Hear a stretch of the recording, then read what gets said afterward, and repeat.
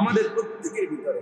এই জন্য বাপ, এই প্রচন্ড গরমে আমাদের জন্য ইবাদত ছেড়ে দেওয়া, নামাজ ছেড়ে দেওয়া, আল্লাহর বন্দিগি ছেড়ে দেওয়ার কোন সুযোগ আছে?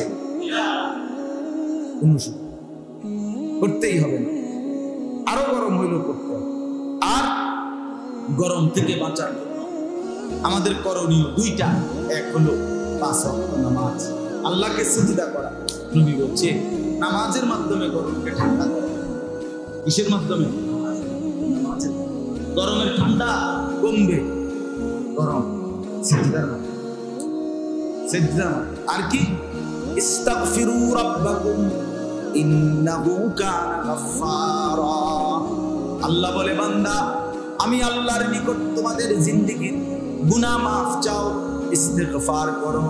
আস্তাগফিরুল্লাহ আস্তাগফিরুল্লাহ আস্তাগফিরুল্লাহ আস্তাগফিরুল্লাহ আস্তাগফিরুল্লাহ আস্তাগফিরুল্লাহ আস্তাগফিরুল্লাহ আস্তাগফিরুল্লাহ ওয়া আতুবু ইলাইহি ওয়া আতুবু ইলাইহি আস্তাগফিরুল্লাহ আস্তাগফিরুল্লাহ আস্তাগফিরুল্লাহ আস্তাগফিরুল্লাহ আস্তাগফিরুল্লাহ আস্তাগফিরুল্লাহ।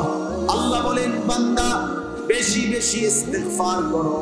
ইন্নাহু কানা গাফফারা, নিশ্চয়ই আল্লাহ ক্ষমাশীল, মাফ চাইলে মাফ করে দিবে।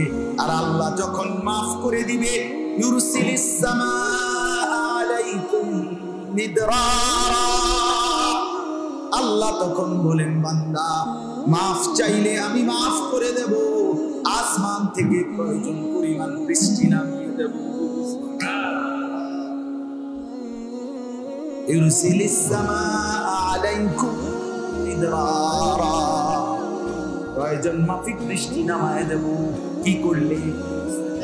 বলেন না, সবাই বলেন আস্তাগফিরুল্লাহ আস্তাগফিরুল্লাহ আস্তাগফিরুল্লাহ আস্তাগফিরুল্লাহ আস্তাগফিরুল্লাহ আস্তাগফিরুল্লাহ আস্তাগফিরুল্লাহ আস্তাগফিরুল্লাহ আস্তাগফিরুল্লাহ আস্তাগফিরুল্লাহ আস্তাগফিরুল্লাহ ওয়া আতুবু ইলাইহি আস্তাগফিরুল্লাহ আল্লাযী লা ইলাহা ইল্লা হুয়াল হাইয়ুল কাইয়্যুম ওয়া আতুবু ইলাইহি।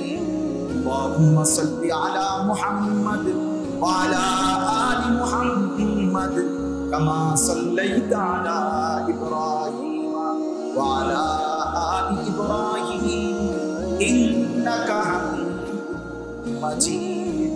আল্লাহুম্মা বারিক আলা মুহাম্মাদ ওয়া আলা আলি মুহাম্মাদ কামা বারাকতা আলা ইব্রাহিম ওয়া আলা